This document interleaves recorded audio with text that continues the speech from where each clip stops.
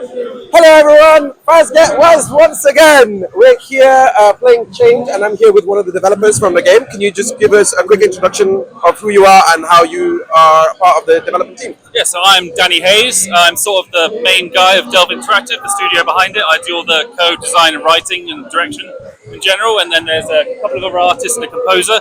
We're totally independent, and this has changed a homeless survival experience. So, it's a bit of a weird one to say you made a game about being homeless. Yes. So, I feel like there might be a bit of context you might need to bring into this as to why specifically this subject matter.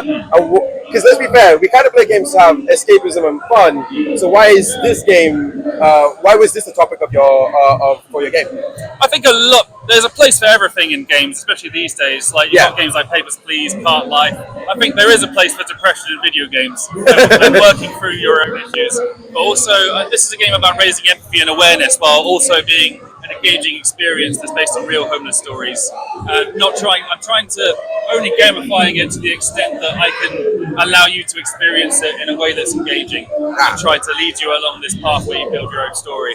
Okay, so what inspired you for the specific character types that you have in this game? So you had mental health was one of them, but I couldn't remember off the other ones off the top of my head. Can you quickly go through so the 5 characters that you can, or types that you can play as is poverty, abandoned, mental illness, veteran, and addict.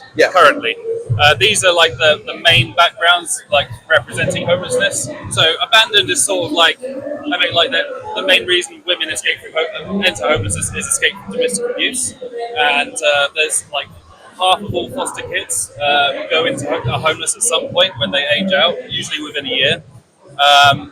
And I did a lot of research, and that's what led me to create these background stories that you start off before you start creating your own story. How much research did you do to try and tell the story and make sure that the story was done in a manner where it was tasteful? It's mainly talking to homeless people, like sharing cigarettes with them, and just hearing as many stories as possible, and talking to charities, organisations that deal with homelessness.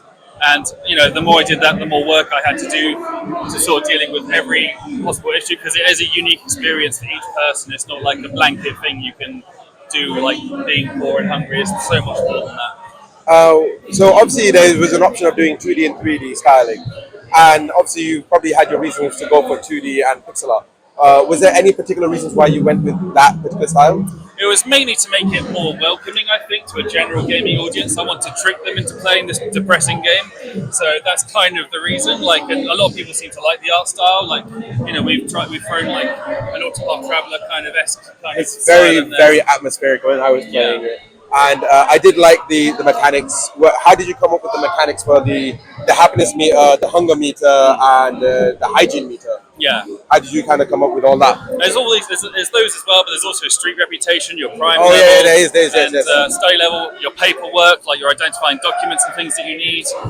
This is all sort of abstracting the difficulties of working your way out of homelessness, because it's not as simple as working your way out of homelessness. There's always something that can happen and pull you back down. It doesn't matter if you work hard every time. Yes.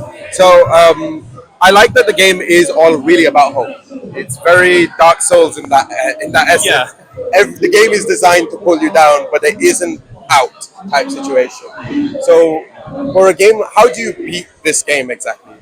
How do you beat the game? How do you beat this game? So you beat the game by eventually, you can either through the welfare system or through the employment system, finding a job, getting money, but that's already a big task in itself. And once you get that, you have to get enough paperwork and experience and things while working, and eventually have enough money to rent a home. But that's, I don't think I've ever seen anyone do it on their first try. It was difficult because I thought I was doing a good job keeping money in. Yeah. But then money didn't create happiness. So it was trying to figure out where do I find the happiness to it. And I'm assuming that kind of comes in like stuff like personal items, clothing, or even just having positive experiences. Yeah. At least that's my understanding from when I had a chance to play it. So I'll try to keep this short now because I could go on about design questions and stuff like that. So what game is, when is this game planned to come out? What platforms? So it's already out. It's out on Steam, and there's also a Living City expansion, which because I just keep adding more to it.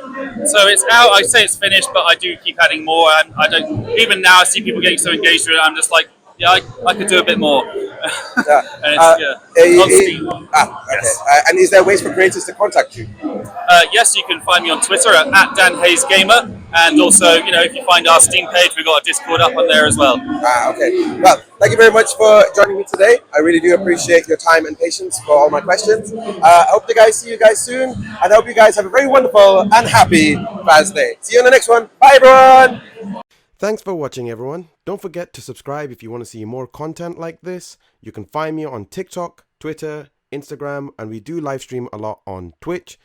It would be super helpful if you do share the video. And as always, and remember, I hope you guys have a very wonderful and happy Faz Day.